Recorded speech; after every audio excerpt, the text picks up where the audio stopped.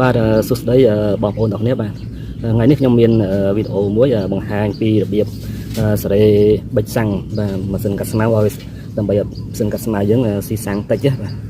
អញ្ចឹងដំបូងបងប្អូនត្រូវមានឧបករណ៍នេះបាទឬក៏មានទូរទស្សន៍មុខសំប៉ែតដែលមានមុខតូចអញ្ចឹងក៏បានតែឥឡូវខ្ញុំអត់មានខ្ញុំមានតែឧបករណ៍ហ្នឹងបាទអញ្ចឹងខ្ញុំប្រើហ្នឹងដើម្បីសេរីបិចសាំងបាទម៉ាស៊ីនកាត់ស្មៅដើម្បីស៊ីសាំងតិចបាទអញ្ចឹងដំបូងយើងដាក់ឧបករណ៍មុខសប៉ែនេះចូលទៅក្នុងកន្លែងនេះបាទប្រហោងនេះបាទអញ្ចឹងបិចសាំងនៅហ្នឹងបាទដាក់កន្លែងហ្នឹងមកបាទនៅក្នុងកន្លែងបិចសាំងវាមានចង្អូបាទមានចង្អូអញ្ចឹងយើងដាក់មុខទូនវិសមុខសប៉ែចំចង្អូបាទយើងដាក់ចំចង្អូអញ្ចឹងមកបាទតោះមកយើងមូលទៅស្ដាំហើយមូលស្ដាំតែមូលស្របតាមទិសដៅទៅនេះឱកាសបាទមូលរហូតដល់មានអារម្មណ៍ថាតឹងបាទដល់ពេលតឹងហើយយើងចាំឈប់មូលបាទឡុតតឹងហើយបាទមូលឡុតតឹងអញ្ចឹងយើងឈប់មូលបន្ទាប់មកយើងសេរីចេញមកវិញបាទសេរីចេញវិញបាទបច្រាស់តនីតកាមក3ជុំបាទសេរីចេញ3ជុំមកបាទយើងចំណាំជុំវា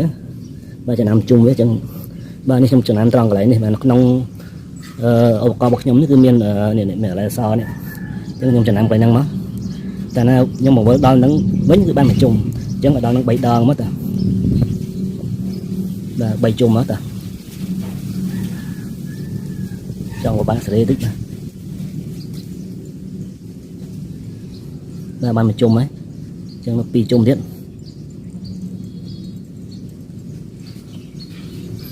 បាទបាន2ជុំហើយ1ជុំទៀតបាទ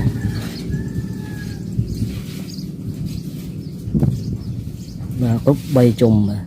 គ្រប់3ជុំយើងដកចេញមកបាទអញ្ចឹងតែប៉ុណ្ណឹងគឺស្តង់ដារបាទគឺម៉ាស៊ីនកាត់ស្មាននឹងស៊ីសាំងតិចបាទបន្ទាប់ពីសេរីហើយខ្ញុំបិទសតេអែលវិញហើយបាទឥឡូវយើងបច្ចេកសាស្ត្រមើលបាទ